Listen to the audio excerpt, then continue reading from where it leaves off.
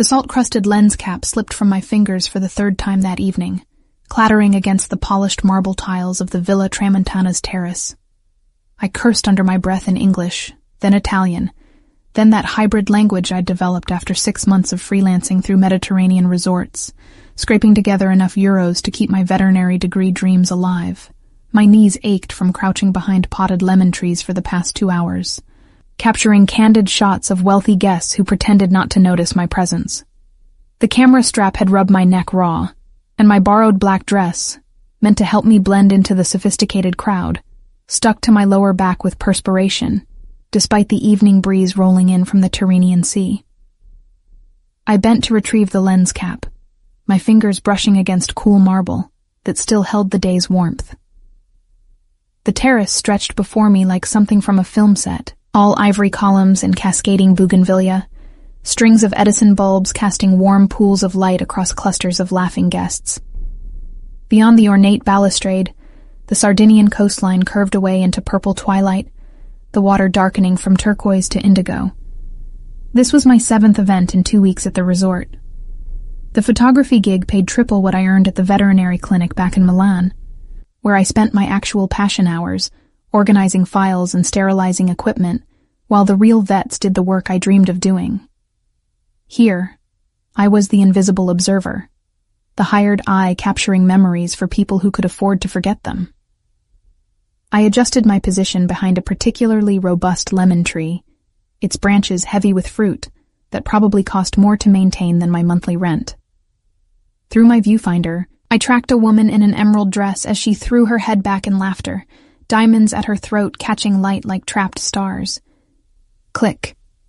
A elderly couple dancing despite the lack of music, their movements synchronized by decades. Click. A group of young men in linen suits, raising crystal tumblers toward the darkening sky. Click. Then I saw him. He stood apart from the other guests, leaning against the far balustrade with deliberate casualness that somehow drew more attention than the loudest conversations. Tall, perhaps early 30s, with dark hair swept back from a face that cameras would either love or fear. His white linen shirt, unbuttoned at the collar, caught the breeze, and his gray eyes swept the terrace with the methodical assessment of someone cataloging exits rather than admiring architecture.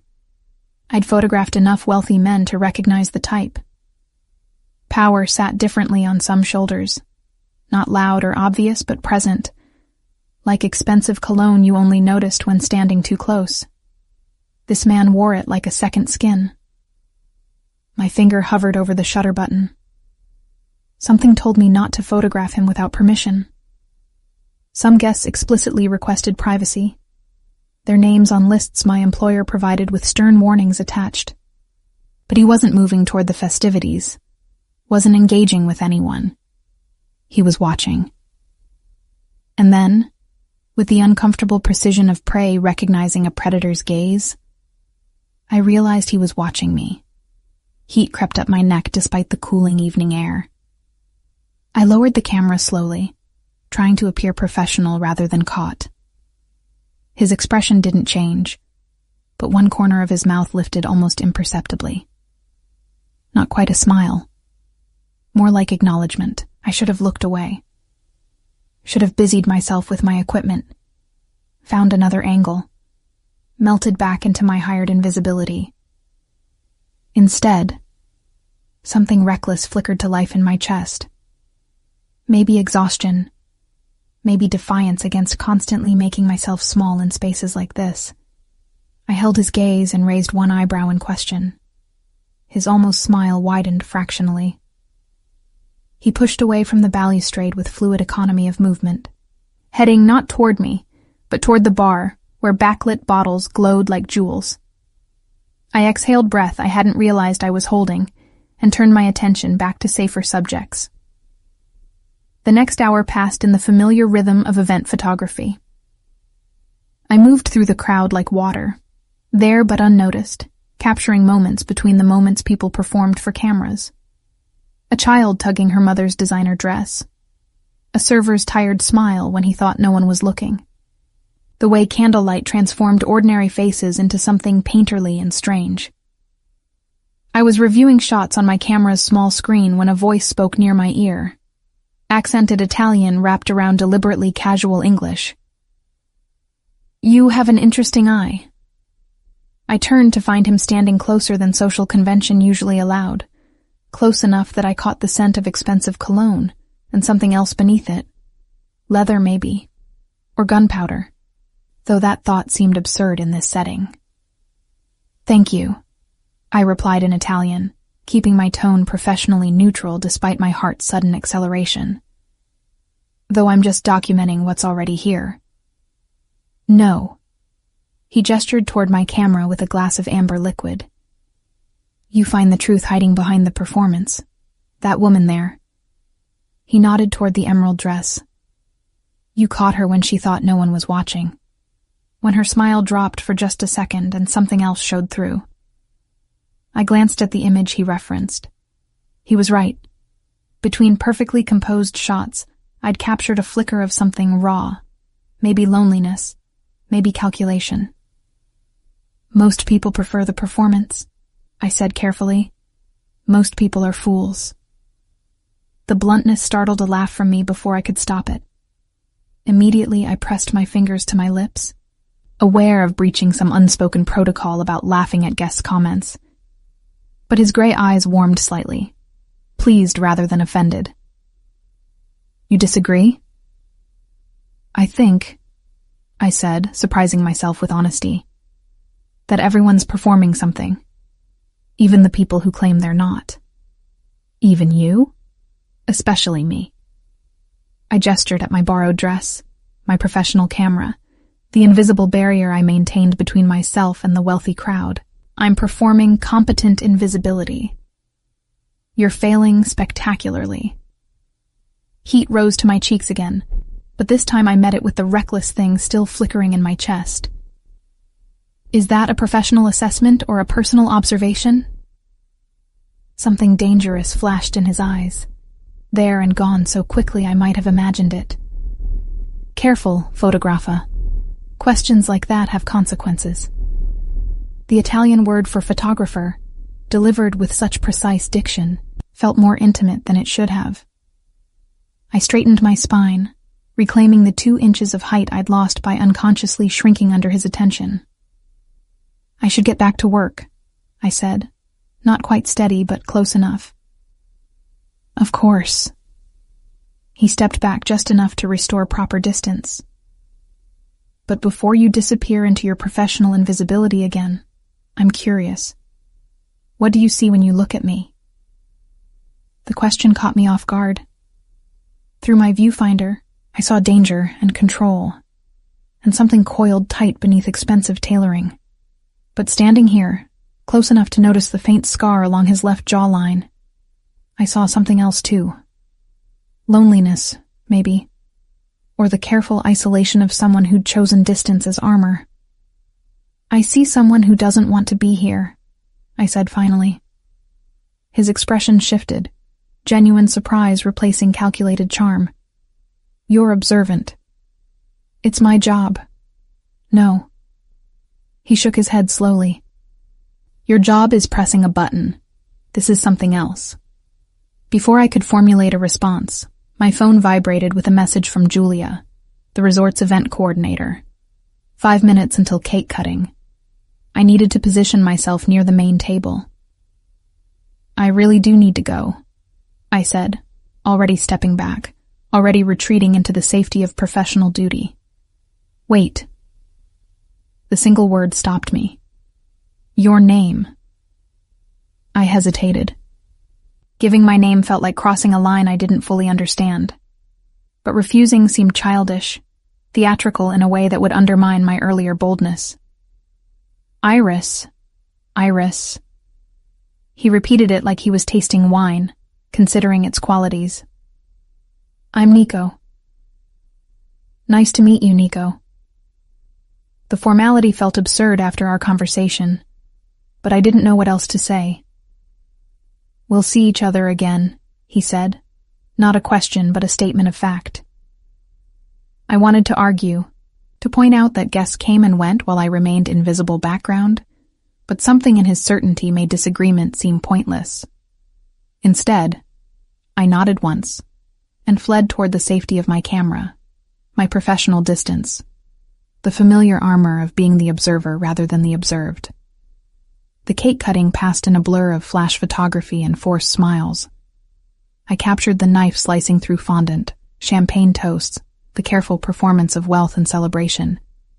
But my hands shook slightly, and twice I had to delete shots where I'd unconsciously angled the lens to include him in the background, gray eyes still watching, still cataloging, still somehow finding me despite the crowd between us. When the event finally ended, I packed my equipment with mechanical efficiency, fingers moving through familiar routines while my mind replayed our conversation, searching for hidden meanings in every word.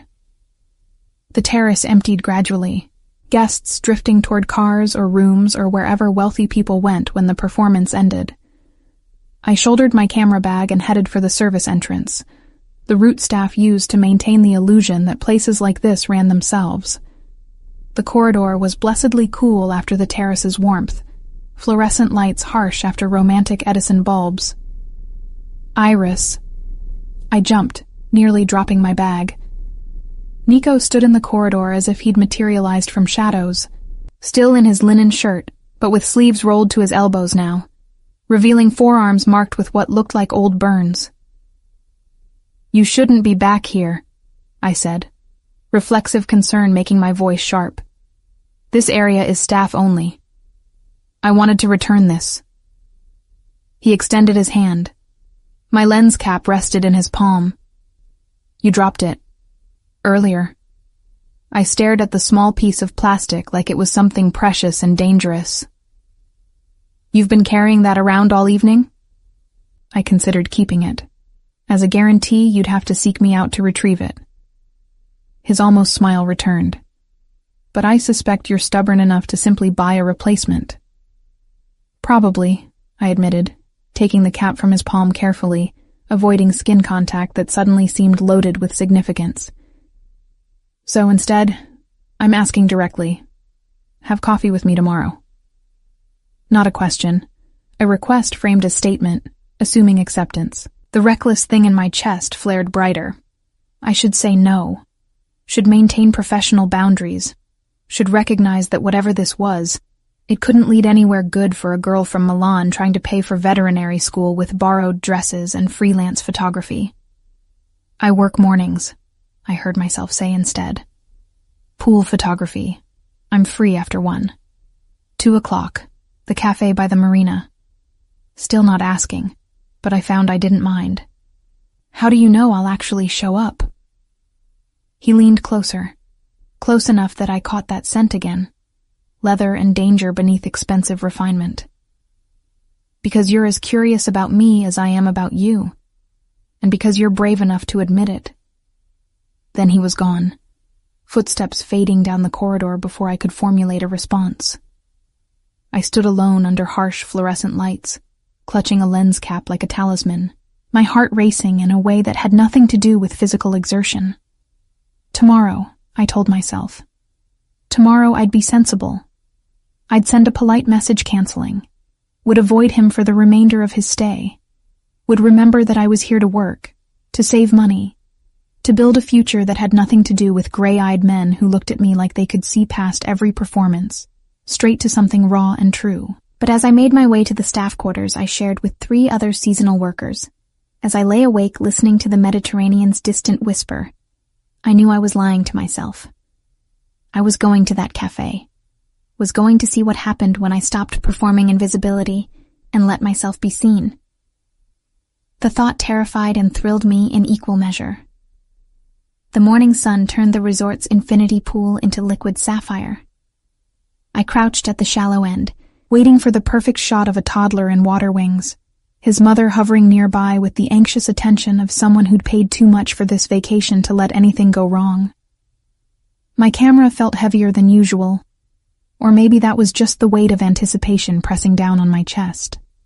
2:00, the Marina Cafe. Nico's gray eyes holding mine in the staff corridor, promising nothing and everything at once. "Iris, Can you get one of him jumping in? The mother's voice pulled me back to professional focus. Of course, Signora. I adjusted my lens, tracked the child's gleeful leap, captured water diamonds scattering in sunlight. Click. The moment suspended forever in pixels and memory. I'd been photographing pool scenes for 3 hours when I felt it, that specific prickling awareness of being watched. My gaze swept the terrace automatically, cataloging guests sprawled on loungers, couples sharing tropical drinks, children shrieking with the particular pitch that only poolside joy produced. He sat at a table beneath a white umbrella, laptop open but clearly ignored, coffee growing cold while he watched me work. Not obviously, not in the creepy way some guests watched young staff. Just steady observation, like I was something worthy of study rather than scenery. Heat crawled up my neck despite the pool's cooling proximity. I turned deliberately back to my subjects, refusing to acknowledge his presence even as every nerve ending tracked his location with uncomfortable precision. The morning stretched into afternoon. I moved around the pool's perimeter, changing angles, adjusting for shifting light. He remained at his table, occasionally typing something, but mostly just existing in my peripheral vision, like a gravitational force I couldn't ignore. At 12:30, Julia appeared with the clipboard that governed my life at the resort. Iris, you're done early today. The afternoon photography is covered. Some VIP requested his own personal photographer for a private yacht excursion. My stomach dropped. Oh, that's good, I suppose. More time to edit photos. She gave me an odd look. You're disappointed about having free time? Are you feeling well? Fine, I lied, gathering my equipment with hands that wanted to shake. Just surprised, that's all. As I packed my camera into its protective case, I felt him approach before I saw him. The air changed, charged with that specific tension that had marked our first conversation. Iris. His voice carried just the right volume to be heard over poolside noise without drawing attention. I'm the VIP who requested the personal photographer. Unfortunately, there's been a change of plans. The yacht excursion is canceled. I turned slowly, finding him close enough to see water droplets on his collar from the pool's splash zone. That's unfortunate for you. Devastating. His mouth curved with amusement that didn't quite reach his eyes. I suppose I'll have to find alternative entertainment for the afternoon. Perhaps that cafe by the marina. 2:00. The presumption should have annoyed me, should have triggered my instinct to resist being managed, controlled, assumed. Instead, that reckless thing in my chest sparked hotter. I haven't decided if I'm going yet, I said, deliberately casual. Yes, you have. He stepped closer, just inside the boundary of appropriate distance. You decided last night, when you didn't immediately refuse. You decided this morning when you wore that dress instead of your usual work clothes. I glanced down at myself, at the sundress I'd borrowed from my roommate Elena, pale blue cotton that actually fit instead of hanging loose like my usual second-hand finds. Damn him for noticing. Maybe I just felt like wearing something different.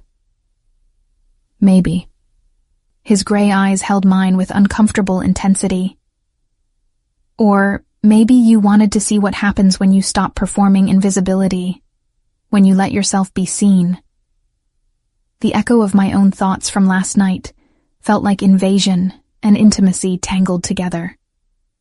I opened my mouth to respond, to say something cutting and clever that would re-establish distance, but Julia's voice interrupted.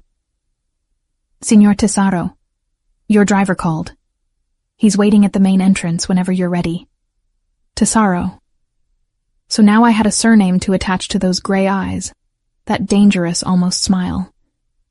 Nico Tesaro. Thank you, Julia. He didn't look away from me. Tell him I'll be there shortly. I'm just finishing an important conversation. After Julia retreated, I shouldered my camera bag with more force than necessary. You orchestrated this. The canceled yacht, the freed afternoon, everything. I created an opportunity. He reached out as if to touch my arm, then thought better of it, hand falling back to his side. What you do with it remains your choice. Does it? I challenged. Or did you already decide that too? Something flickered in his expression. Maybe surprise, maybe approval. You have a sharp tongue when you're not hiding behind your camera. And you have a habit of assuming you know me based on one conversation. Then prove me wrong. The challenge hung between us like suspended breath. Don't show up. Go back to your room, edit your photos, spend the afternoon being safely invisible. Or, he let the alternative dangle, unspoken, but heavy with implication. I should have walked away, should have recognized manipulation wrapped in charm, should have remembered every warning about powerful men and the damage they leave behind. But standing there in borrowed blue cotton, with chlorine scent in my hair, and my camera bag weighing down my shoulder, I couldn't remember why safety mattered more than the electric anticipation racing through my veins. 2:00, I said finally. But if you're late, I'm leaving. His smile widened into something genuine, transforming his face from dangerous to almost beautiful. I'm never late, Iris. He left then, striding across the terrace with that fluid confidence that parted crowds without effort. I stood alone by the pool, heart hammering against my ribs, already regretting and anticipating in equal measure. Elena found me in our shared room at 1:30, staring at my reflection with the critical eye usually reserved for composition through a viewfinder. The blue dress suddenly seemed too casual, too provincial, too obviously borrowed. You're nervous. She sprawled across her bed, dark curls still damp from her own shift-cleaning guest rooms. This is about that man from last night, yes? The one Julia says rented the presidential suite for a month. A month? I turned from the mirror. Who stays at a luxury resort for a month? Someone who can afford to rent out entire yachts for private photography sessions. Elena's grin was knowing. Someone who cancels them just to free up your afternoon. It's just coffee. Nothing is just coffee when a man looks at you the way Julia says he was looking at you this morning. Like you were the only person at the entire pool. I sat on my own bed, suddenly exhausted by anticipation. I don't know what I'm doing, Elena. He's clearly wealthy, clearly used to getting what he wants. And I'm a freelance photographer wearing your dress because I can't afford my own nice clothes. So? Elena sat up, expression fierce with sudden protectiveness. You're also brilliant and kind, and brave enough to leave everything you knew to chase your dreams. If he can't see that, then he's not worth your time. But if he can, she softened, then maybe stop hiding long enough to let him. Her words echoed Nico's from earlier. Stop performing invisibility. Let yourself be seen. At 1:55, I stood outside the Marina Cafe, salt air tangling my hair and doubt tangling my thoughts. Small boats bobbed in their slips, rigging chiming against masts like wind chimes. The cafe was modest by resort standards.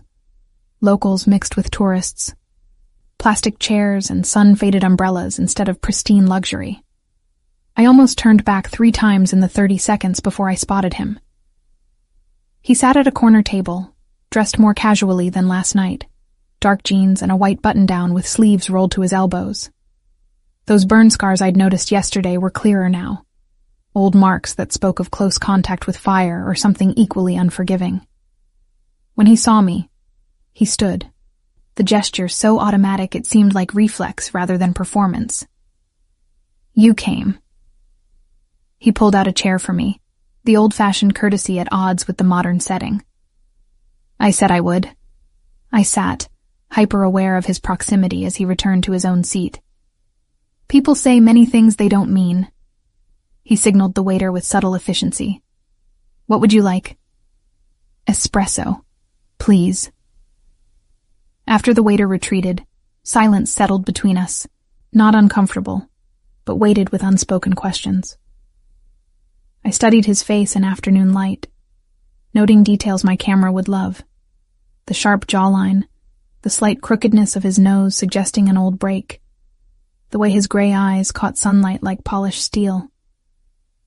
"You're doing it again," he said quietly. "What?" "Cataloging, observing, hiding behind professional assessment instead of engaging directly." The accuracy stung. Maybe that's who I am, the observer. No. He leaned forward, elbows on the small table. That's what you do. It's not who you are. Last night, when you challenged me in the corridor, when you raised your eyebrow instead of shrinking back, that was who you are. You don't know me well enough to make those distinctions. Then tell me. His intensity didn't waver. Tell me who Iris is when she's not performing competent invisibility. The waiter returned with our coffee, buying me a moment to gather scattered thoughts. The espresso was perfect, rich and bitter and grounding. I wrapped both hands around the small cup, needing something to hold on to. "I'm 21, I began, unsure why I was answering but unable to stop. "From Milan originally. I'm studying to be a veterinarian, which is absurdly expensive, so I take photography jobs wherever I can find them. I live in a room with 3 other seasonal workers. I own 2 dresses and both are borrowed. My camera cost more than everything else I own combined because it's the only thing that matters besides my education." He listened without interruption, gray eyes tracking every word like each one mattered. "I love animals more than people," I continued, the words coming faster now. "I'm better with wounded things than healthy ones. I cry at documentaries about rescue dogs, but not at romantic movies. I hate pretense and performance even though I engage in both constantly. And I don't understand what someone like you wants with someone like me beyond the obvious novelty." "The obvious novelty?" His eyebrow lifted. "The poor photography student, the fresh face in a sea of sophistication, the temporary entertainment before you move on to the next resort, the next distraction." Instead of offense, something like pain flickered across his features. "Is that truly what you think?" "I don't know what to think." I set down my espresso cup before my trembling hands betrayed me. "You appear out of nowhere. You watch me work. You manipulate my schedule. You look at me like—" I faltered. "Like what?" "Like I matter." The admission came out small, vulnerable, everything I tried not to be. The silence that followed felt enormous. A seagull cried overhead. Boat rigging chimed its endless percussion. The world continued its normal rotation while I sat exposed, having revealed more than I'd intended. "You do matter," Nico said finally, his voice carrying a roughness I hadn't heard before. "More than you know. More than I can explain sitting at a cafe in broad daylight." That sounds ominous. It's honest. He reached across the table, not quite touching my hand, but close enough that I felt the warmth of his skin. "I came to this resort to conduct business. Legitimate business involving property acquisition for horse breeding operations. I expected 2 weeks of tedious meetings and expensive meals with people I don't respect. Instead, I found you hiding behind lemon trees, capturing truth between performances, challenging me with raised eyebrows instead of submissive smiles." "I don't submit easily." His gray eyes flashed with something dangerous and thrilling. "I'm counting on it." Heat pooled low in my stomach, unfamiliar and unsettling. I pulled my hand back, needing distance from the intensity building between us. "Tell me about the horses," I said, desperate for safer ground. He accepted the deflection with grace, settling back in his chair. "I breed and trade thoroughbreds, mostly for racing, some for dressage. My family has owned land in Tuscany for generations, olive groves primarily, but I've converted much of it to stables and training facilities." "That's why you're here, looking at property?" "Sardinia has excellent breeding stock. I'm considering acquisition." Something shifted in his expression. But I'm also here because I needed distance from complications on the mainland. What kind of complications? The kind that involve people expecting things I'm not willing to give. His vagueness felt deliberate. Business associates with different visions for the future. Family with traditional expectations. I wanted to press further, but something in his closed expression warned against it. Instead, I said, "Tell me about the horses. What draws you to them?" His face transformed, walls lowering as passion for his subject overtook caution. They're honest in ways people never are. A horse can't perform or pretend. When they trust you, it's real. When they're afraid, they show it. They demand authenticity because they can sense deception. Like you can. He smiled slightly. Perhaps. Or perhaps I've just spent too much time with creatures more honest than the company I usually keep. We talked for 2 hours. Coffee turned to lunch, casual conversation deepening into genuine exchange. He asked about my veterinary studies with surprising knowledge, revealing that he'd considered becoming a veterinarian himself before family obligations directed him elsewhere. I asked about the logistics of horse breeding, fascinated despite myself by the complexity of bloodlines and training protocols. "You should visit sometime," he said, as the afternoon sun began its decline toward evening. "The stables, I mean. See the horses. You'd appreciate them." "I'm in Sardinia. You're in Tuscany. For now." His gray eyes held mine with renewed intensity. "But I have business here for another 2 weeks, and I imagine we'll continue running into each other." "You imagine that, do you?" "I'm arranging it." His honesty was refreshing and terrifying. "I've instructed the resort to schedule me for events you're photographing. I've booked private sessions that will require your specific services. I've essentially guaranteed that we'll be in close proximity for the foreseeable future." The manipulation should have angered me, should have triggered every self-protective instinct I'd developed over 21 years of learning to guard vulnerability. Instead, I felt that reckless thing in my chest blaze into something bigger, something that pushed words past careful filters. What if I don't want to be arranged? His almost smile returned. "Then you'll tell me to stop. And I will. But I don't think you want that any more than I do." He was right, damn him. I didn't want distance or safety or the comfortable invisibility I'd cultivated so carefully. I wanted this. The electric anticipation. The sense of standing on a precipice deciding whether to jump. "One condition," I said finally. "No more manipulation. If you want to see me, ask directly. I'll decide honestly, but I won't be managed." Something like respect flickered in his gray eyes. "Agreed. Though I reserve the right to create opportunities you might not otherwise have." "Such as?" "Such as a private tour of a thoroughbred breeding operation tomorrow afternoon. The owner is someone I'm negotiating with. He's agreed to let you photograph his horses for your portfolio in exchange for professional shots of his champion mare." My heart jumped.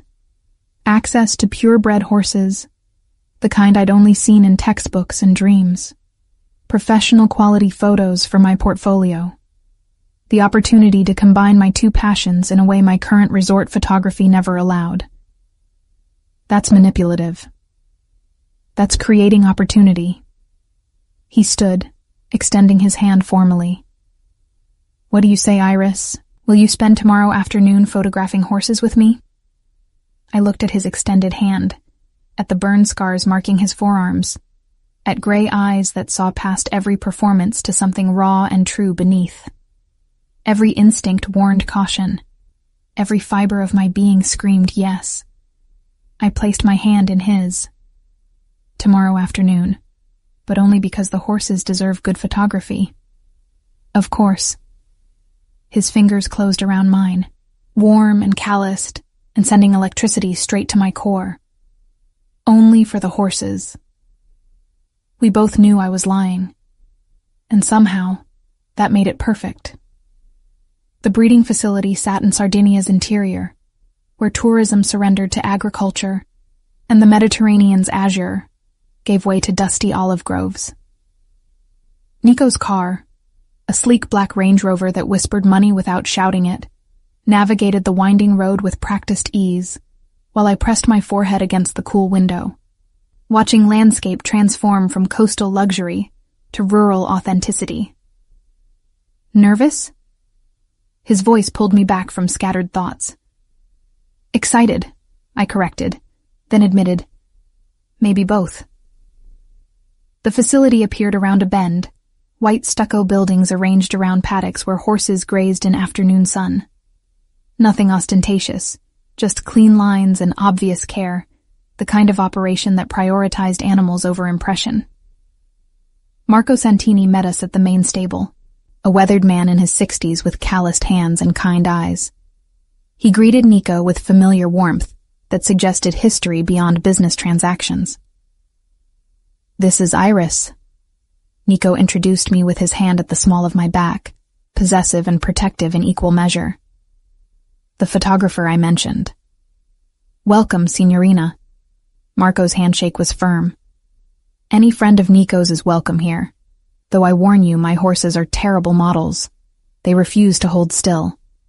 I liked him immediately. The best subjects never do. He led us through the facility, explaining bloodlines and breeding protocols while I photographed equipment, architecture, the interplay of light through stable doors. But my real focus waited in the far paddock, a magnificent chestnut mare whose coat gleamed like burnished copper. "Luna Rosa," Marco said with obvious pride. "Red Moon. She won 2 derbies before I retired her to breeding. Best horse I've ever owned. Through my viewfinder, she was perfection.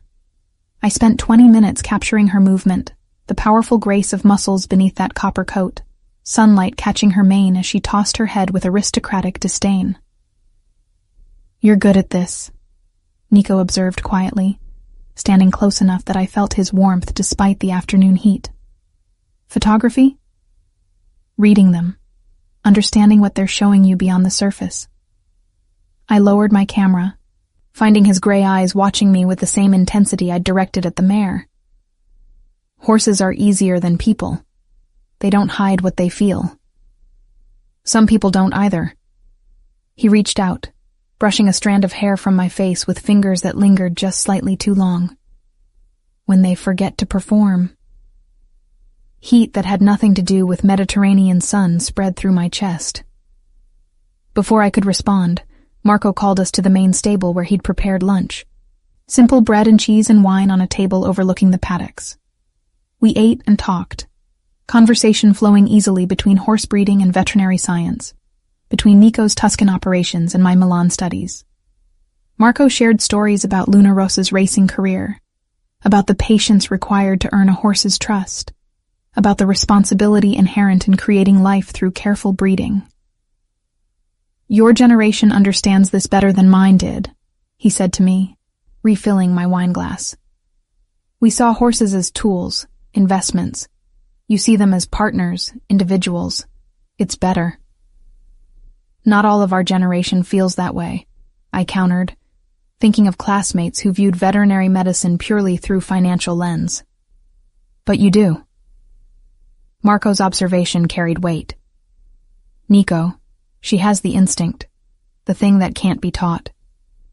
Something passed between the two men, a communication beyond words that made me feel simultaneously included and excluded. After lunch, I photographed Luna Rosa extensively, capturing every angle, every expression, building a portfolio piece that would demonstrate technical skill and artistic vision. Nico stayed close but not intrusive, occasionally offering suggestions about angles or lighting that revealed surprising photographic knowledge. "You know this stuff," I accused during a break, reviewing images on my camera's screen. "I took a course once, photography basics." He shrugged. "Thought it might be useful for documenting horses." "And was it?" His almost smile appeared. "Not really. I'm better with subjects that don't require lenses between us." The implication hung heavy in the air between us, charged with the tension that had been building since yesterday's cafe conversation. I turned back to my camera, needing the safety of professional focus. We left the facility as evening approached, Marco embracing us both with genuine warmth and making me promise to send him the photos once edited. The drive back began in comfortable silence, windows down to catch cooling breeze, landscape blurring past in gold and green. "Thank you for today," I said as we descended toward the coast. "Access like that, with a horse like Luna Rosa, it's beyond what I could arrange myself. You earned it through your skill." Nico kept his eyes on the winding road. "Marco doesn't allow just anyone to photograph his champion. He saw what I saw, your genuine respect for the animals. Still, I know you arranged it for me." "I created opportunity," he corrected with slight amusement. "You executed it beautifully." We stopped at a scenic overlook where the road curved above the sea, distant waves catching sunset gold. Nico parked, and we stood at the stone railing, watching light transform water into liquid amber. "Can I ask you something?" The question escaped before caution could stop it. "Always." "That first night at the event, you said I had an interesting eye, but you were watching me long before I photographed anything. Why?" He was quiet for so long I thought he wouldn't answer.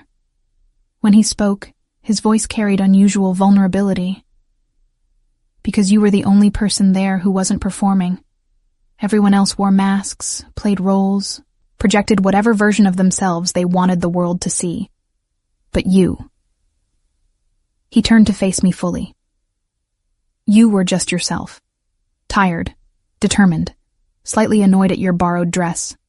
Real. Maybe I was performing too. Maybe invisibility was my mask. No." He reached out, fingers gentle against my jaw, turning my face toward his. "Invisibility was your protection. There's a difference." His thumb traced my cheekbone, the touch setting every nerve ending alight. We stood close enough that I caught that scent again, leather and danger and something uniquely him. My heart hammered against my ribs, anticipation and apprehension tangled together. "Iris." My name on his lips felt like permission and warning at once. "If I kiss you right now, everything changes." "Maybe I want things to change. You don't understand what you're saying." "Then explain it to me." The challenge came out breathless but defiant. Instead of answering, he closed the distance between us, his mouth finding mine with surprising gentleness. The kiss started soft, questioning, giving me space to retreat. But I didn't retreat. I leaned into him, hands finding his shoulders, opening to his exploration with the same reckless certainty that had characterized every interaction since we met. He deepened the kiss, one hand tangling in my hair, while the other pulled me flush against him. I tasted wine on his tongue, felt the controlled power in his frame, surrendered to sensation with abandon I didn't recognize but refused to question. When we finally broke apart, both breathing hard, he rested his forehead against mine. "Everything changes now," he repeated, voice rough. "I know." "No, you don't." He pulled back enough to meet my eyes, his gray gaze darker now, stormy. "But you will." The cryptic warning should have frightened me, should have triggered all my carefully cultivated self-preservation. Instead, it only made me want him more, want to understand the shadows behind those gray eyes, want to be the person who saw past his performances the way he saw past mine. We drove back to the resort in charged silence, his hand finding mine across the console, fingers intertwining like they belonged there. When we reached the main entrance, he walked me to the staff quarters like some strange inversion of normal dating protocols. "Have dinner with me tomorrow," he said at the door to my building. "Are you asking or arranging?" His smile was genuine. "Asking, though I've already made reservations at the resort's best restaurant just in case." Presumptuous. Hopeful. He lifted my hand to his lips, the gesture old-fashioned and devastating. Say yes, Iris. Standing there with my hand in his, still tasting him on my lips, still feeling the imprint of his body against mine, I couldn't remember why I'd ever considered saying no. Yes. His smile transformed his face into something beautiful and dangerous. Good. 7 o'clock. Wear something that makes you feel powerful. I only have borrowed dresses. Then borrow the one that makes you feel like you could conquer the world. He released my hand with obvious reluctance. Because tomorrow, I want to see you with all your armor dropped, all your performances abandoned, just Iris in her full truth. The prospect terrified and thrilled me in equal measure. After he left, I stood in the cooling evening, fingers pressed to lips that still tingled from his kiss, and wondered what I'd set in motion. Inside, Elena took one look at my face and squealed. You kissed him. He kissed me. The distinction felt important. And she bounced on her bed with uncontained excitement. And everything changed. I sank onto my own bed, suddenly exhausted by the emotional intensity of the day. Elena, I don't know what I'm doing. He's clearly wealthy, clearly connected in ways I don't understand. And I'm falling for him anyway. Her expression softened with rare seriousness. Then be careful, Kara. But also be brave. Sometimes the best things come from the scariest jumps. That night, I lay awake editing photos of Luna Rosa, each image capturing the mare's power and grace and honest beauty. But my mind kept returning to the overlook, to Nico's warning, to the feel of his mouth on mine, and the certainty that I'd crossed a line from which there was no return. Everything changes now. I knew he was right. I just didn't know yet what shape those changes would take, or how much they would cost. The borrowed dress was deep red, practically burgundy, with a neckline that revealed more collarbone than I usually dared, and a hem that swirled just above my knees. Elena's roommate had worn it to a wedding once, and forgotten it existed in the back of our shared closet, until I mentioned needing something powerful. You look like you could break hearts, Elena said, helping me with the zipper. I'm more worried about having mine broken. She turned me toward the mirror. The woman reflected there looked unfamiliar, confident in a way photography student Iris never managed. The dress did something to my posture, straightening my spine and squaring my shoulders like armor made of silk. Don't be late, Elena warned as I gathered my small purse. And text me if you need extraction. I'll fake an emergency. Nico waited in the resort's lobby, dressed in charcoal slacks and a white dress shirt with the top 3 buttons undone, revealing the strong column of his throat. When he saw me, something flashed in his gray eyes, hunger and appreciation, and something deeper I couldn't name. You're stunning, he said simply, offering his arm with old-fashioned courtesy. You clean up well yourself. The restaurant occupied the resort's highest floor, floor-to-ceiling windows offering panoramic views of coastline and Mediterranean sunset. The maitre d' led us to a private corner table that felt simultaneously exposed and intimate, visible to other diners but separated by enough space to create illusion of isolation. This is too much, I whispered, as Nico held my chair. It's barely enough. He took his own seat, gray eyes never leaving my face. You deserve restaurants like this every night, not just borrowed moments between photography shifts. The compliment made heat rise to my cheeks. I'm happy with my life. Are you? It wasn't challenge, but genuine question. Or have you convinced yourself to be content with less than you deserve? Before I could formulate response, a sommelier appeared with wine recommendations that meant nothing to me beyond impressive-sounding French regions. Nico ordered with easy authority, then turned his attention back to me with focus that made the rest of the room disappear. Tell me about your family, he said as our wine arrived. Not much to tell, only child. My parents run a small restaurant in Milan, nothing fancy but steady. They thought my veterinary dreams were impractical, suggested I study business instead. I swirled wine in my glass, watching candlelight catch liquid ruby. We don't talk much anymore. Because you chose your path over their approval. Because I refused to be practical when I could be passionate. The admission came easier than expected. What about you? You mentioned family expectations. His expression shuddered slightly. My father built our family business from nothing.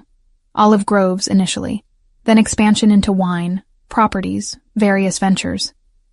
He expected me to follow his exact blueprint. But you chose horses instead. I chose authenticity over dynasty. He took a long drink of wine. It created complications. My father died disappointed, and my younger brother now runs operations I was supposed to inherit. The pain beneath his controlled tone made my chest ache. I'm sorry. Don't be. I made my choice knowing the cost. His gray eyes found mine with renewed intensity. The horses don't lie, don't perform, don't expect me to be anyone other than who I am. It's worth every sacrifice. Our food arrived, beautifully plated dishes that were more art than sustenance. We ate slowly, conversation flowing between bites, touching on everything and nothing. He told me about training young horses, about the patience required to earn trust without breaking spirit. I told him about my favorite veterinary rotation, working with rescue animals whose resilience humbled and inspired me. You light up when you talk about them, Nico observed, setting down his fork to focus entirely on me. The way your eyes brighten, your hands move, you become even more beautiful. I'm not beautiful. The protest was automatic. Years of being invisible, making compliments hard to accept. You are. He leaned forward slightly, not in the obvious way that photographs well or turns heads in crowds. Beautiful in the way truth is beautiful. In your honesty, your passion, your refusal to perform for anyone's comfort, including your own. The intensity of his regard made breathing difficult. I reached for my wine glass, needing something to do with hands that wanted to reach for him. Iris. His voice dropped lower, intimate despite surrounding chatter. I need to tell you something. About who I am, what I do beyond horse breeding. Warning bells rang distant in my mind. Okay. He was quiet for a moment, seeming to weigh words carefully. My family's business, the operations my brother now runs, they exist in gray areas. Legal primarily, but touching edges of things less legitimate. And while I've separated myself from direct involvement, some associations remain unavoidable. You're saying you're connected to organized crime. I'm saying I come from that world even though I've chosen to live outside it. He held my gaze steadily. The horses are entirely legitimate, clean income from clean sources. But people assume, because of my surname, that I operate the same way my father did. Do you? Not anymore. The answer came firm and immediate. But the reputation persists. And there are individuals who believe I should maintain family traditions, who create pressure for me to return to operations I've deliberately abandoned. The confession should have sent me running, should have triggered every self-preservation instinct. Instead, I found myself asking, is that the complication you mentioned? Why you needed distance from the mainland? Partly. His jaw tightened almost imperceptibly. There's a woman, Isabella, daughter of a business associate who believes our families should merge through marriage. It's a traditional arrangement I've refused repeatedly, but she and her father are persistent. Jealousy flared hot and unexpected in my chest. Is she here? In Sardinia? No. He reached across the table, fingers finding mine. She's on the mainland, finally accepting my refusal. I came here partly to establish distance, to make my position absolutely clear. And then you met me, And then I met you. His thumb traced circles on my palm, the touch sending electricity up my arm. Everything changed. Suddenly I wasn't hiding from complications. I was pursuing something real for the first time in years. The waiter appeared to clear our plates, breaking the moment's intensity. When he retreated, Nico stood and extended his hand. Walk with me. We left the restaurant, descending through the resort to the private beach where waves whispered against sand and moonlight painted everything silver. My borrowed heels dangled from one hand while I walked barefoot, feeling cool sand between my toes, the hem of my red dress swirling around my calves. This is better, I said, breathing in salt air and freedom. The restaurant was beautiful, but too formal. Noted for future reference. Nico had rolled his pants to mid-calf, expensive fabric given to practicality without hesitation. Though I enjoy seeing you in settings that match your beauty. We walked in comfortable silence, waves providing percussion to our footsteps. The resort glowed behind us, distant and unreal, while ahead stretched darkness and possibility. Can I ask you something? Nico stopped walking, turning to face me with moonlight catching his gray eyes. And will you answer honestly, without performing confidence or indifference? I'll try. What are you afraid of? Specifically with me, with this. He gestured between us. What keeps you from fully surrendering to what's building here? The question caught me off guard with its directness. I stared at dark waves, gathering thoughts scattered by wine and moonlight and proximity. I'm afraid of losing myself, I admitted finally. You're overwhelming, Nico. Your confidence, your resources, your ability to arrange reality around your preferences. I'm afraid that being with you means disappearing into your orbit, becoming an accessory rather than a partner. And if I promised that would never happen?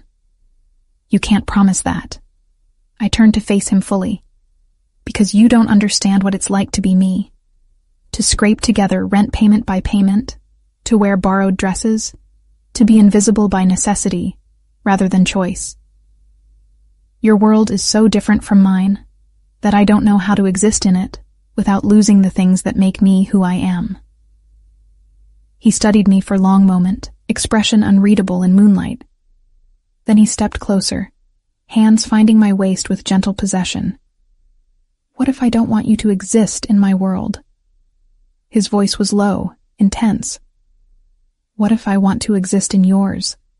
To learn invisibility, to understand scraping and struggling, to see reality through your eyes instead of mine. That's not how power dynamics work. Then we change them. He pulled me closer, until our bodies touched with electric awareness. We create something new. Not my world or yours, but ours. Built from equal parts struggle and privilege, invisibility and exposure. You make it sound simple. It's terrifying. His forehead touched mine. But I'm willing to be terrified if it means having you. All of you. Not the performed version, but the raw truth underneath. I tilted my head back, searching his face for deception or performance. Found only honesty that matched my own vulnerability. If I do this, I whispered, if I surrender to this thing between us, you have to promise me something. Anything. Promise you'll tell me the truth. About your family, your business, the gray areas you mentioned. I can handle danger and complication, but I can't handle being lied to. His hands tightened on my waist. I promise. Complete honesty, even when it's ugly. And you have to let me keep being me. Keep taking photography jobs. Keep studying. Keep existing outside your arrangements and orchestrations. I'll create opportunities, not cages. His almost smile appeared. Though I can't promise not to be occasionally overbearing about your safety and happiness. I can live with occasional overbearing. The smile widened into something genuine and beautiful. Then we have an agreement? Instead of answering with words, I closed the remaining distance between us, kissing him with the certainty that had been building since our first conversation. His response was immediate and consuming, hands tangling in my hair, pulling me flush against his body with barely restrained hunger. We kissed like drowning people finding air, like truth finally acknowledged, like surrender and victory tangled together. The borrowed dress probably suffered in the sand. My carefully arranged hair definitely fell from its pins, and I couldn't bring myself to care about anything beyond the feel of his mouth on mine, his hands claiming my body, the sound of waves and heartbeats creating symphony around us. When we finally broke apart, both breathing hard, he rested his forehead against mine again. "Stay with me tonight," he murmured against my lips. "Not for performance or expectation. Just stay. Nico, just sleep." He kissed the corner of my mouth gently. "Let me hold you while you rest. Let me wake up knowing you're real and not something I imagined." The request was more intimate than seduction would have been. I should have refused, should have maintained boundaries and proper distance. Instead, I found myself nodding, saying yes to this man who saw past all my performances to something raw and true beneath. We walked back to the resort hand in hand, sand-covered and wind-blown and perfectly content. In his suite, the presidential one that Marco had mentioned, he gave me one of his shirts to sleep in, and didn't comment when it fell to mid-thigh, enormous on my smaller frame.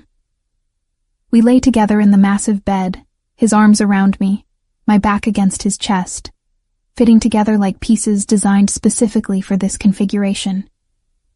Outside, waves provided distant percussion. Inside, his heartbeat against my shoulder blade created different rhythm entirely. "Thank you," he whispered into my hair. "For what?" "For being brave enough to let me see you, the real you." I laced my fingers through his where they rested against my stomach. "Thank you for looking." Sleep claimed us tangled together, moonlight painting the room silver, the future uncertain, but the present perfect in its honesty.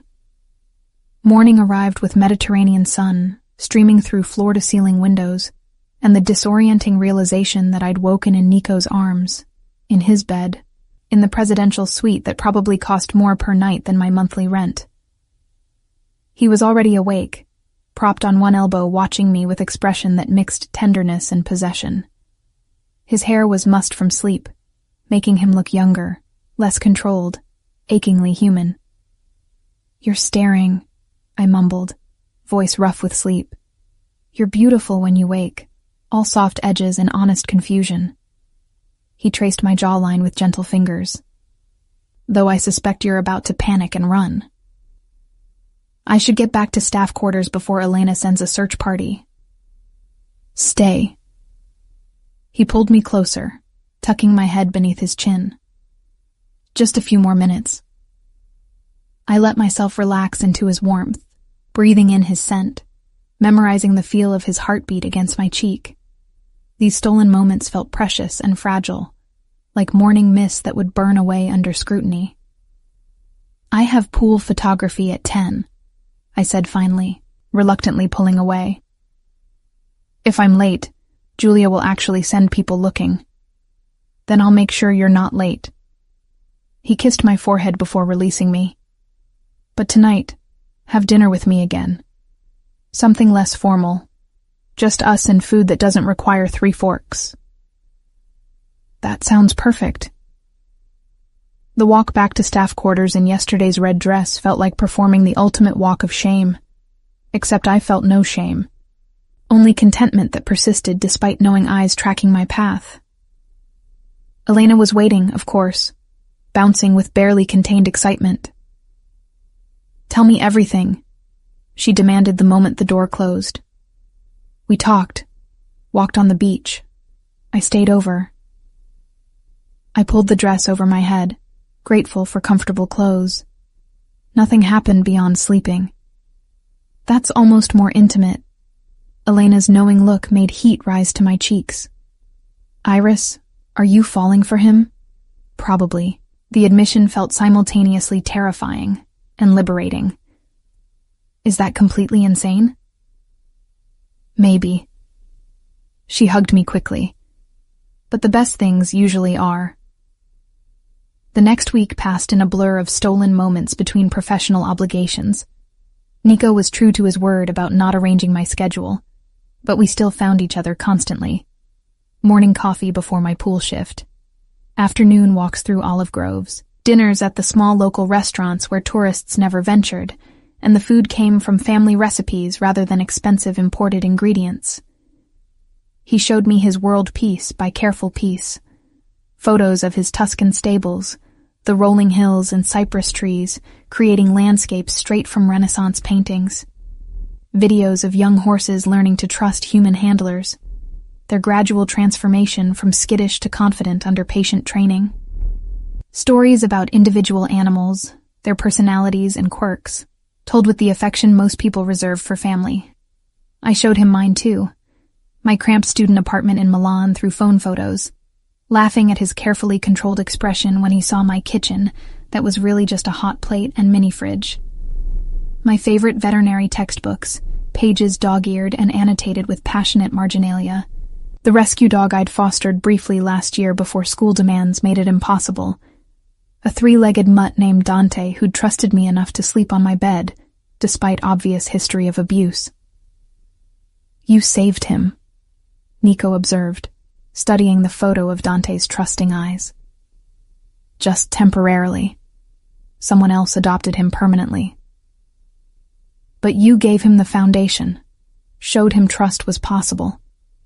His gray eyes found mine with uncomfortable intensity. That's a rare gift, Iris. The ability to heal wounded things. The conversation felt weighted with subtext I couldn't quite decode. On the 8th day, everything shifted again. I was photographing an afternoon pool event when Julia approached with her clipboard and worried expression. Iris, there's someone asking for you at the main desk. A woman. She's quite insistent. Confused, I followed Julia to the lobby where a stunning brunette waited, designer sunglasses pushed atop perfectly coiffed hair, her posture radiating wealth and barely contained irritation.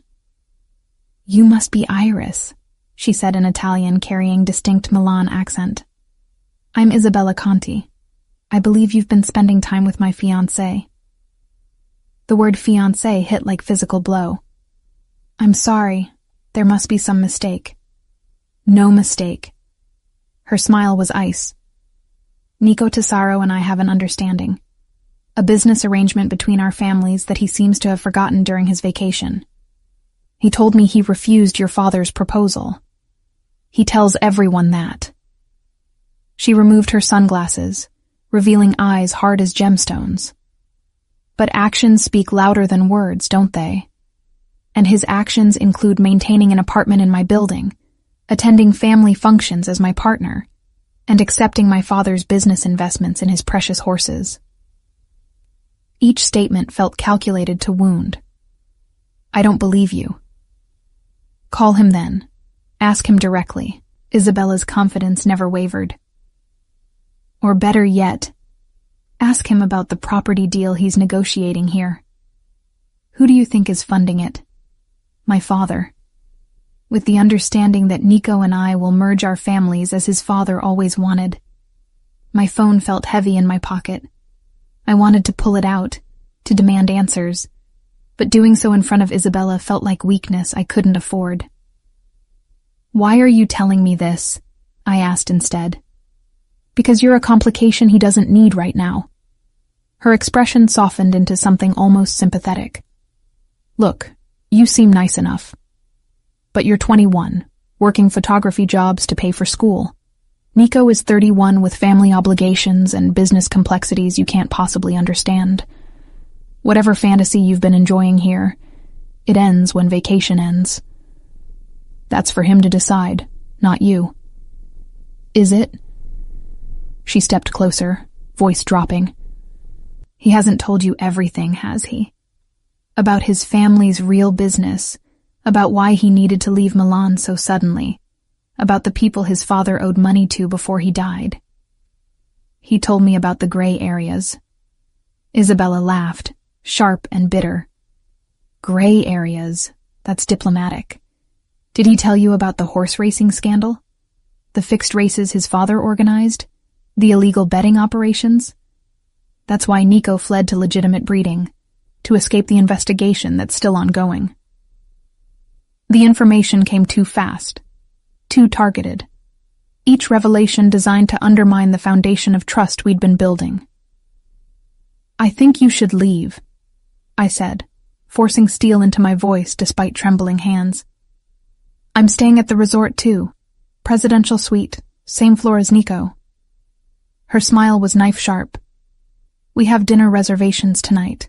You should ask him about it. She left in a cloud of expensive perfume and malicious satisfaction, leaving me standing in the lobby with my camera hanging heavy around my neck and my carefully constructed happiness crumbling like sandcastles against incoming tide. I made it back to the pool on autopilot, mechanically photographing guests while my mind raced through everything Isabella had said, searching for lies mixed with truth. The apartment in her building could be explained. The business investments could be legitimate. But the investigation, the scandal, the deliberate omission of crucial details despite his promise of honesty, that felt like betrayal. At 6 o'clock, I finished my shift and found a text from Nico waiting. Dinner tonight? Pick you up at 7. My fingers trembled as I typed back.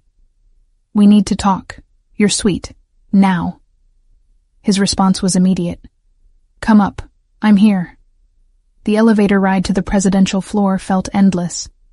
I rehearsed confrontations in my head, practiced staying calm and rational, reminded myself to listen before judging. But when he opened the door, worry clear in his gray eyes, all my preparation evaporated. Isabella was here, I said without preamble. She told me some very interesting things about your family business and your engagement. His jaw tightened. I'm not engaged to Isabella. That's a lie her father perpetuates to pressure me. But you do have an apartment in her building. You do attend functions with her. You do accept her father's money for your operations. Yes. He didn't deny any of it. But all of that has explanations if you'll let me give them. Then explain. I crossed my arms, needing the physical barrier. And don't leave anything out this time. He ran a hand through his hair, frustration and resignation mixing. Come in, please. This isn't a conversation for hallways. Inside his suite, he poured himself whiskey and offered me wine I refused. Standing by those floor-to-ceiling windows overlooking the Mediterranean, backlit by sunset, he looked simultaneously powerful and vulnerable. My father was involved in illegal racing operations. He began without preamble. Fixed races, illegal betting, money laundering through purse winnings. I didn't know the full extent until after he died, when investigators started asking questions. That's when I discovered the empire I was supposed to inherit was built on crime. So, you left. I created distance, sold my shares in his operations to my brother, used the money to buy land in Tuscany, started breeding horses legitimately. He took a long drink. But severing family ties completely isn't possible when your surname carries that history. People still assume, still expect. Including Isabella's father. Especially him. Nico turned to face me directly. Conti and my father had arrangements. When I refused to continue them, Conti suggested merging families through marriage would preserve the relationship. I've refused repeatedly, but he's persistent.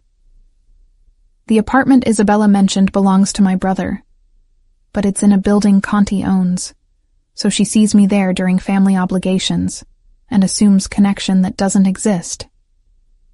And his money funding your Sardinia acquisition? That's where it gets complicated. He set down his glass with careful precision. I did accept Conti's investment, but on legitimate terms with legal contracts. I thought I could maintain business relationship without personal entanglement. I was wrong. He and Isabella are using that financial connection to claim deeper ties. The explanation felt honest, but incomplete. What did you mean by people your father owed money to before he died? Isabella made it sound dangerous. His expression darkened. My father died owing money to organizations that don't forgive debt. They approached me about assuming those obligations. I refused. That's partly why I came here, to establish distance while my lawyers handle negotiations. So there are dangerous people looking for you. Looking for money they believe they're owed. But my lawyers are making it clear those debts died with my father. He moved toward me slowly, like approaching a skittish horse. Iris, I should have told you all of this sooner. I promised honesty, and I failed to deliver complete truth. That's on me. Yes, it is. Anger and hurt warred in my chest. You let me fall for you while hiding the fact that you're connected to criminal investigations and dangerous debts, and a woman who thinks she's your fiancé. I'm not connected to investigations. I'm distancing myself from them. The debts are being legally resolved, and Isabella is delusional, not my fiancé. He reached for my hands, holding them gently when I didn't pull away. But you're right. I should have laid all of this out before things got serious between us. Why didn't you? Because I'm selfish. His honesty was brutal. I wanted this. You. The way you see me as just Nico, not as my father's son or my family's legacy. I wanted to exist in the space we created before reality complicated it. Reality is always there, Nico. Ignoring it doesn't make it disappear. I know. He pressed his forehead to mine, eyes closing. I know. And I'm sorry. But please don't walk away because I was too much of a coward to be fully honest from the beginning. I should have pulled back. Should have demanded time to process. Space to think clearly without his proximity clouding judgment. Instead, I found myself asking the question that mattered most. Are you in danger? Real, physical danger from these people your father owed? Not immediate danger. My lawyers are handling it. He opened his eyes, gray gaze holding mine. But I won't lie and say it's completely resolved. There's always risk when you refuse powerful people. And Isabella? Is a complication I'm ending permanently. I'll make it clear to both her and her father that there will never be anything between us, business or personal. The conviction in his voice felt real, but trust, once cracked, required more than words to repair. I need time, I said finally, stepping back from his embrace. To think about all of this, to decide if I can handle the complications you come with. Pain flashed in his eyes, but he nodded. I understand. Take whatever time you need. I'll be here. I left his suite feeling bruised and confused, my phone already ringing with Elena's concerned call. That night, I told her everything while she plied me with wine and outrage in equal measure. The question is, she said after hearing the full story, can you live with his past? Because men like him, they don't come without baggage. The real question is whether the present and future are worth carrying that weight. I didn't have an answer. Not yet. But as I lay awake, staring at the ceiling while my roommate slept, I kept returning to the same truth. Despite everything, despite the lies of omission and the dangerous complications, I was still falling. The question was whether I'd hit bottom or learn to fly. 3 days passed in careful avoidance. I took early morning and late evening photography shifts, times when Nico wouldn't reasonably be at the pool or restaurants. I threw myself into editing work, building my portfolio with the Luna Rosa photos that had turned out even better than hoped. I existed in the comfortable numbness of routine, not thinking, just doing. But on the 4th morning, Marco Santini called my phone directly. Signorina Iris, I hope you don't mind. Nico gave me your number. His warm voice carried concern. I have an emergency. Luna Rosa, she's in distress. The vet I usually use is on the mainland and can't get here for hours. Nico mentioned you're studying veterinary medicine. I know it's presumptuous, but is there any chance? I'll be there in 30 minutes. Professional instinct overrode personal turmoil. What are her symptoms? Sweating, pawing the ground, won't eat. Started 2 hours ago and getting worse. Possible colic. Keep her walking if you can. Don't let her roll. I'm leaving now. I grabbed my basic veterinary kit, the one I'd assembled from school supplies, and kept religiously updated, and ran for the staff parking lot where Elena's borrowed scooter waited. The drive to Marco's facility felt endless, my mind racing through differential diagnoses and treatment options, while simultaneously dreading the inevitable encounter with Nico. He was there when I arrived, standing outside Luna Rosa's stall with Marco, both men's faces etched with worry. Our eyes met briefly before I focused on what mattered. Show me. The mare was indeed in distress, sides heaving, eyes rolling with pain. I moved slowly, talking softly, letting her smell my hands before touching. Marco was right about colic, but I needed to determine severity. Do you have a stethoscope? I asked Marco. In the office. I'll get it. While he ran, I continued my gentle examination, checking vitals, assessing the mare's distress level. Nico watched from outside the stall, not interfering but present, his gray eyes tracking every movement. Marco returned with the stethoscope, and I listened carefully to Luna Rosa's gut sounds, relief flooding through me at what I heard. Gas colic, not impaction. She needs to keep moving and we need to monitor closely, but this should resolve with conservative treatment. Thank God. Marco sagged against the stall door. What do we do? I spent the next 3 hours managing Luna Rosa's care, administering the limited medications I had in my kit, keeping her moving when she wanted to lie down, monitoring her vitals with obsessive frequency. Gradually, painfully, she improved. The sweating decreased, her gut sounds normalized, and finally she showed interest in food again. She's through the worst, I announced, exhausted but satisfied. But she needs monitoring for the next 24 hours, and you should still have your regular vet examine her. You saved her. Marco hugged me with surprising strength. Thank you, Iris. Thank you. I just did what any veterinarian would do. You did it with love. He pulled back, eyes suspiciously bright. Luna Rosa knew she could trust you. That matters more than technical skill.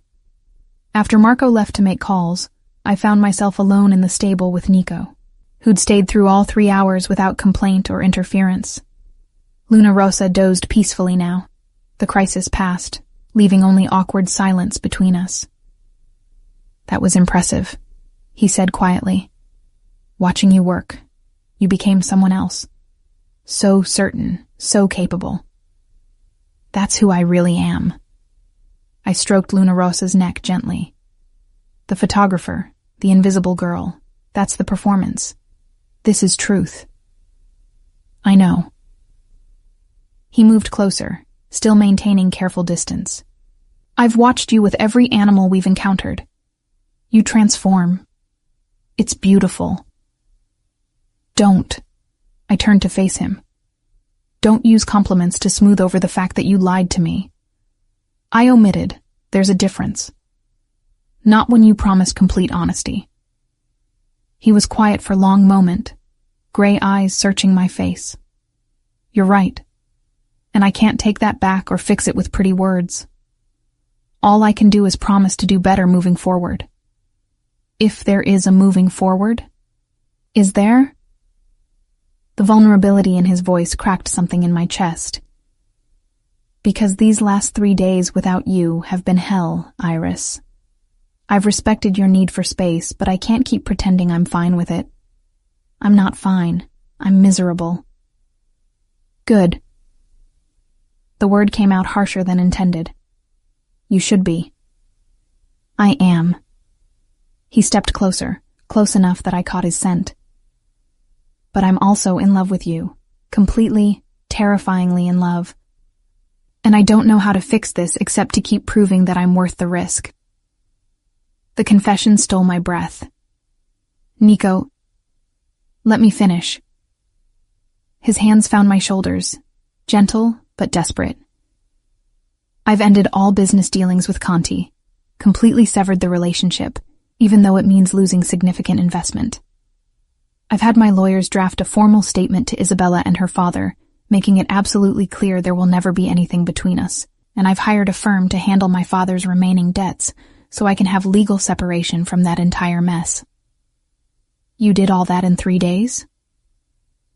I did all that in 3 hours after you left my suite. His gray eyes held mine with uncomfortable intensity. Because losing you isn't an option I can accept. I'll burn every bridge, cut every connection, rebuild everything from nothing if that's what it takes to prove I'm choosing you. Completely. Without reservation.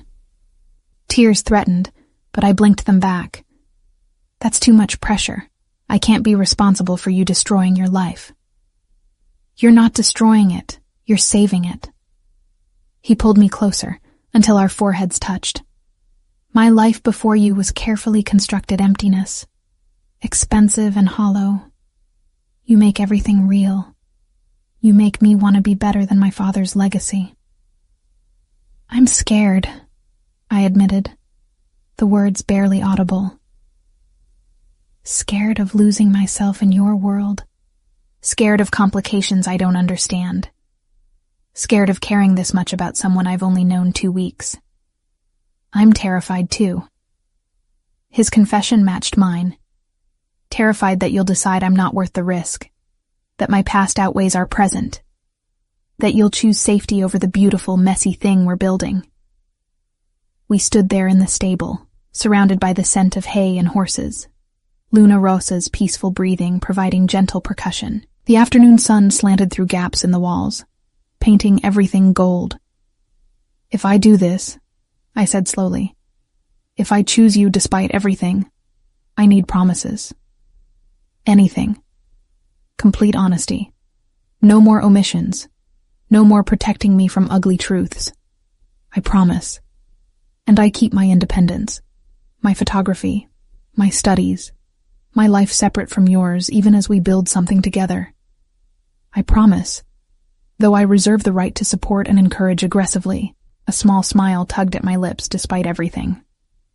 And you accept that I come with complications too. Student debt, unstable income, family that doesn't approve of my choices. I'll love every complicated piece of you. He kissed my forehead gently. Your debt is our problem to solve together. Your unstable income gives me opportunities to create legitimate work for your skills. And your family will learn to accept you when they see how happy you are. You make it sound simple. It's terrifying and complicated and probably a disaster waiting to happen. His almost smile appeared. But I'd rather have complicated disaster with you than perfect emptiness without you. I pulled back just enough to search his face for deception. Found only honesty that matched my own fear and hope tangled together. Okay, I whispered. Okay, we try this. But if you lie to me again, I won't. He cut me off with a kiss, gentle and desperate and full of promise. Never again. I swear it. We kissed in the stable's golden light, surrounded by the peaceful sounds of horses and afternoon breeze, tasting salt from tears neither of us acknowledged. When we finally broke apart, both breathing hard, he rested his forehead against mine again. Come to Tuscany with me, he said quietly.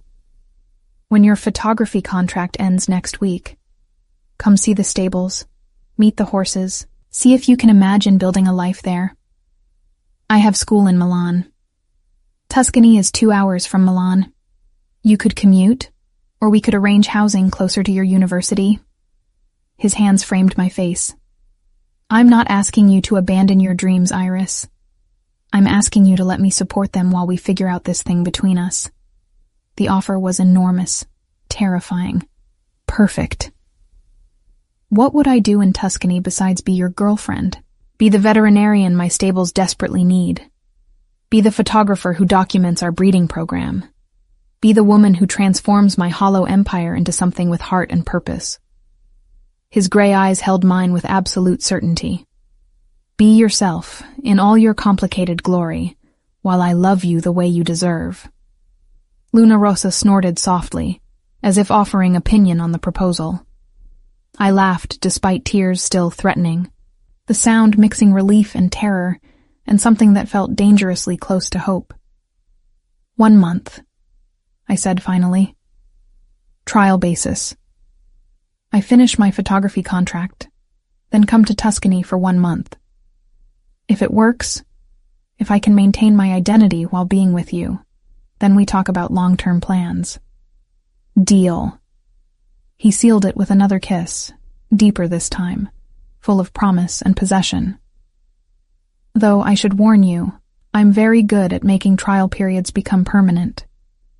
Arrogant, confident. His smile was pure mischief. There's a difference. We left the stable hand in hand, Marco waving goodbye with knowing expression. The drive back to the resort was different this time, charged with anticipation rather than anxiety, my hand in Nico's across the console like it belonged there. That evening, we had dinner at the Marina Cafe where everything had changed the first time. But now the change felt different, not beginning but continuation, not falling but choosing to fly. Tell me about your favorite horse, I requested over simple pasta and local wine. Not the most valuable or successful. Your favorite. His face transformed, softening with genuine affection. Dante. I named him after your rescue dog. He's a 3-year-old gelding, completely unsuitable for racing because he's too gentle. But he loves people with the kind of trust that breaks your heart because you know someone hurt him before he came to me. What will you do with him if he can't race? Keep him forever. Simple certainty. Some horses aren't meant for competition. They're meant for teaching humans about patience and trust and unconditional love. I thought about my own Dante, the 3-legged dog who'd taught me similar lessons. I'd like to meet him. Your Dante.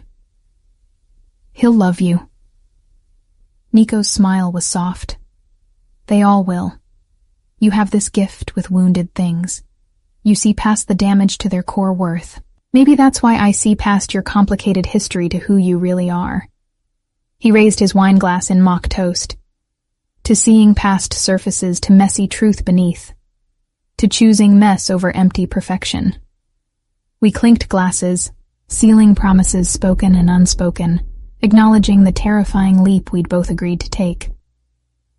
The rest of my week at the resort passed in a blur of photography and stolen moments with Nico. We walked beaches at sunrise, explored village markets in afternoon heat, talked until late night about everything and nothing.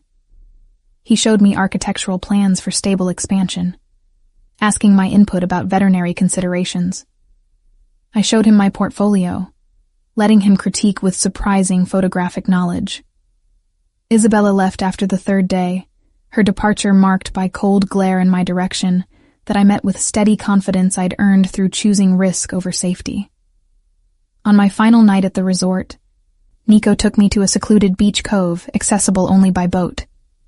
We swam in moonlight, my borrowed bikini, red, always red now, floating around me like flower petals, while he watched with barely restrained hunger. "Who let you wear that?" he demanded when I emerged from the water, wrapping around me with possessive warmth. "You're not my owner," I replied, echoing my earlier defiance but softer now, playful rather than defensive. "Not yet." His mouth found the sensitive spot below my ear. "But I'm working on it." Presumptuous. Confident. He pulled back to look at me, gray eyes dark with desire and something deeper. "And completely certain that you're it for me, Iris. The one who changes everything." I kissed him instead of answering with words, tasting salt and moonlight and future possibilities. The wave that hit us pushed me tighter against him, his hands on my waist keeping me steady while the ocean tried to separate us. "I've got you," he murmured against my lips. "Always." And standing there in moonlight with Mediterranean waves surrounding us, his arms strong and steady around me, I chose to believe him. 1 month later, I stood in the main stable of Nico's Tuscan property, watching sunrise paint cypress trees gold, while Dante, the horse, not the dog, nuzzled my shoulder with gentle trust. My photography equipment sat ready to document the morning training session, but for now, I just stood, breathing in the scent of hay and horses and possibility. Nico found me there, wrapping around me from behind, his chin resting on my shoulder. Second thoughts? Constant thoughts. I leaned back into his warmth. But no regrets. Good. He kissed my temple. Because I have a surprise for you. Should I be worried? Probably. His almost smile warmed his voice. I contacted the University of Milan. They have a program that lets veterinary students do clinical rotations with private practices. I've registered my stables as approved site. You can complete your remaining requirements here while also working as our official veterinarian. The offer stole my breath. Nico, that's opportunistic? He turned me to face him. Creating openings you might not otherwise have? Absolutely. But also genuine solution that lets you pursue your passion while we build this together. I searched his face for manipulation, found only honest desire to support my dreams alongside his own. One condition, I said, echoing our conversation from weeks ago. Anything. You let me pay rent, or contribute somehow financially. I won't be kept. His expression softened. Deal. Though I reserve the right to occasionally spoil you with things you won't let yourself buy. Occasionally overbearing. It's my love language. I laughed, the sound mixing joy and exasperation and deep affection. Then I suppose I'll learn to speak it. We kissed in the stable's golden light, surrounded by patient horses and endless Tuscan sky, building something terrifying and beautiful from mess and truth and stubborn refusal to choose safety over passion. 6 months later, during a charity gala at a prestigious venue in Florence, I photographed Nico receiving an award for his conservation breeding program. He looked devastating in formal attire, powerful and controlled, every inch the successful businessman. But when he spotted me behind my camera, his careful mask dropped into genuine smile that was only for me. And in that moment, captured forever in pixels and memory, I saw truth beneath every performance. The girl who'd hidden behind lemon trees, performing invisible competence while secretly yearning to be seen, had found the man who looked past every barrier straight to her core. And together, we were building empire of horses and healing, of truth chosen over comfortable lies, of love earned through honesty rather than performance. It wasn't perfect. His family complications still surfaced occasionally. My student debt remained real and daunting. We fought about his overprotectiveness and my stubborn independence with passionate intensity that occasionally worried the horses. But it was real, messy, complicated, terrifyingly authentic. And standing in that Florence gala, watching him accept accolades while his gray eyes searched the crowd for me, I knew with bone-deep certainty that I'd made the right choice. I'd chosen to fly.